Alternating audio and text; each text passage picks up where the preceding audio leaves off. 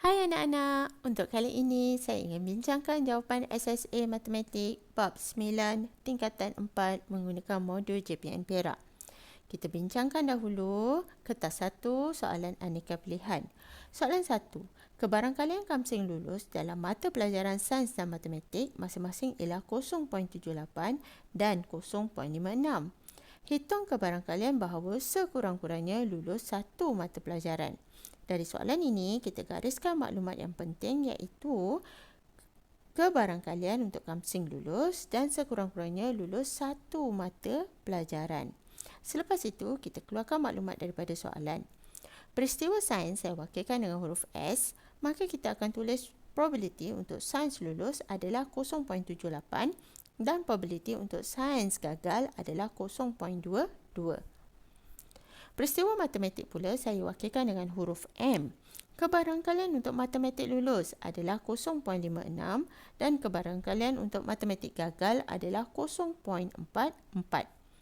Menggunakan jadual, kita kenal pasti kebarangkalian yang mungkin berlaku yang memenuhi syarat di atas. Inilah hasilnya di mana kebarangkalian jika sains lulus maka matematik akan gagal. Atau kebarangkalian jika matematik lulus, maka sains akan gagal. Atau kebarangkalian untuk kedua-dua subjek lulus. Kerana syarat kita adalah sekurang-kurangnya lulus satu mata pelajaran.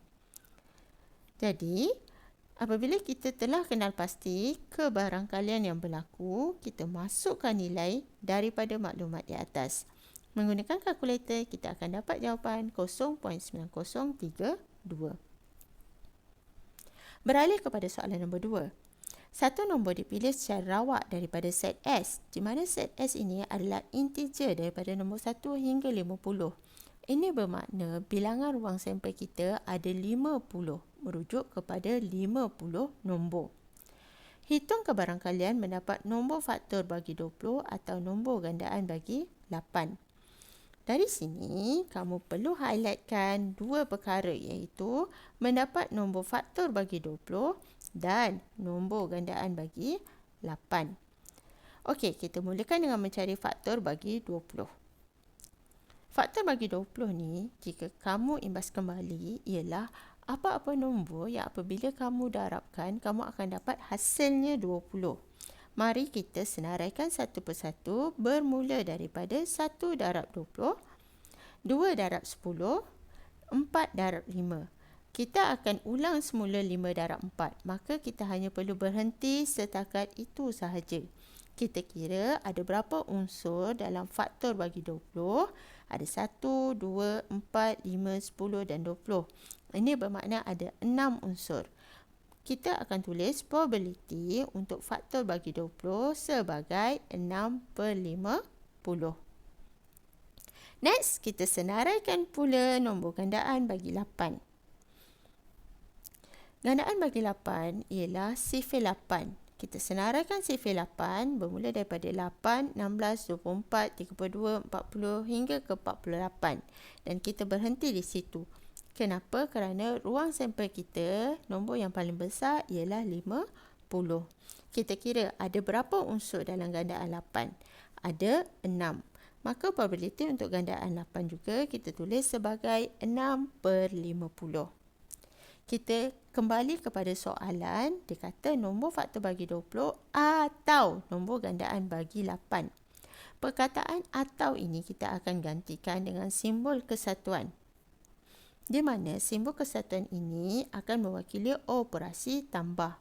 Sebab itu kita akan dapat 6/50 tambah 6/50. Jawapan akhir kamu akan dapat 6/25. Beralih kepada soalan nombor 3.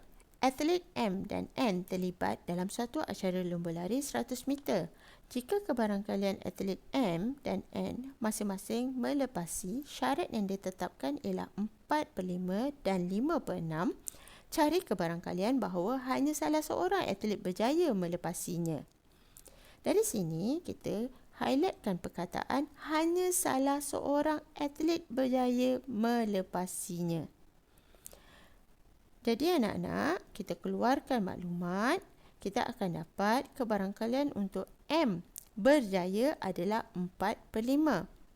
Dan kebarangkalian untuk M gagal adalah 1/5.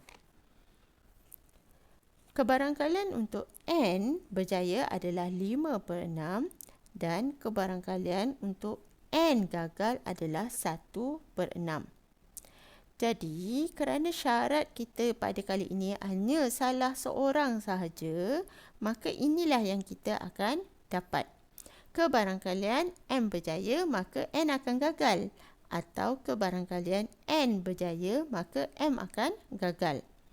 Masukkan nilai pada kebarangkalian yang sepadan dan gunakan kalkulator. Kamu akan dapat jawapan 3/10. Soalan nombor 4. Mark mempunyai 8 batang pensel dan 3 daripadanya berwarna biru. 40% daripada pensel yang dimiliki oleh Farhan berwarna biru. 1/5 daripada pensel yang dimiliki oleh Suresh berwarna biru. Mark, Farhan dan Suresh masing-masing memilih sebatang pensel secara rawak. Hitung kebarangkalian bahawa sekurang-kurangnya 2 orang daripada mereka akan memilih pensel yang berwarna biru. Di sini, apa yang kita nak highlightkan? Sekurang-kurangnya 2 orang daripada mereka akan memilih pensel yang berwarna biru. Seperti biasa, kita keluarkan maklumat. Probabiliti untuk Mark memilih pensel berwarna biru adalah 3/8 dan probabiliti Mark tidak memilih pensel yang berwarna biru adalah 5/8. Bagaimana pula dengan Farhan? Untuk Farhan, probabiliti Farhan memilih pensel yang berwarna biru adalah 2/5. Mana datangnya 2/5 ialah daripada 40%.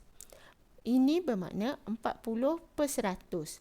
Menggunakan kalkulator, kamu akan dapat pecahan terkecil iaitu 2/5. 2/5 inilah yang kita akan gunakan sebagai kebarangkalian Farhan memilih pensel yang berwarna biru. Dari situ, kebarangkalian Farhan tidak memilih pensel berwarna biru adalah 3/5. Kita pergi kepada Suresh pula. Kebarangkalian Suresh untuk dapat memilih pensel berwarna biru adalah 1/5 dan kebarangkalian Suresh tidak memilih pensel yang berwarna biru adalah 4/5. Ini adalah kebarangkalian yang kita dapat berpandukan kepada syarat yang diberi dalam soalan. Jadi merujuk kepada jadual ini, kebarangkalian untuk Mark dan Farhan memilih warna biru, maka Suresh tidak memilih warna biru. Atau kebarangkalian Mark dan Suresh memilih warna biru, maka Farhan tidak memilih warna biru. Atau kebarangkalian Farhan dan Suresh memilih warna biru, maka Mark tidak memilih warna biru. Atau ketiga-tiga mereka memilih warna biru. Memenuhi syarat sekurang-kurangnya 2 orang. Okey? Jadi kalau 3 orang itu lebih baik. Daripada sini kita akan masukkan nilai bergantung kepada pilihan kebarangkalian yang kita tulis tadi.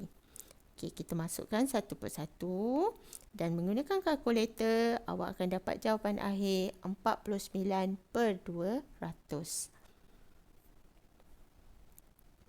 Soalan terakhir kita, soalan nombor 5. Diberi bahawa peristiwa C dan D adalah tidak bersandar dengan keadaan probabiliti C sama dengan 0.96 dan probabiliti C bersilang dengan D sama dengan 0.36. Cari probabiliti D.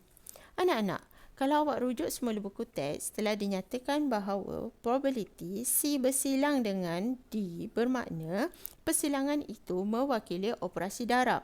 Dan kita akan tulis sebagai probabiliti C darab probabiliti D. Ini juga akan menguji kemahiran kamu tentang penyelesaian persamaan linear. Masukkan nilai daripada maklumat soalan. Awak akan tulis 0.36 sama dengan 0.96 darab probabiliti D. Dari situ saya akan pindahkan 0.96 ke sebelah dan ia akan jadi operasi bahagi. Awak akan dapat 0.36 bahagi 0.96 sama dengan probabiliti D. Dan jawapan akhir kita adalah 0.375 sama dengan probability D. Okey, sampai di sini dulu perbincangan kita. Untuk perbincangan kertas 2, kita akan sambung dalam video seterusnya. Terima kasih anak-anak.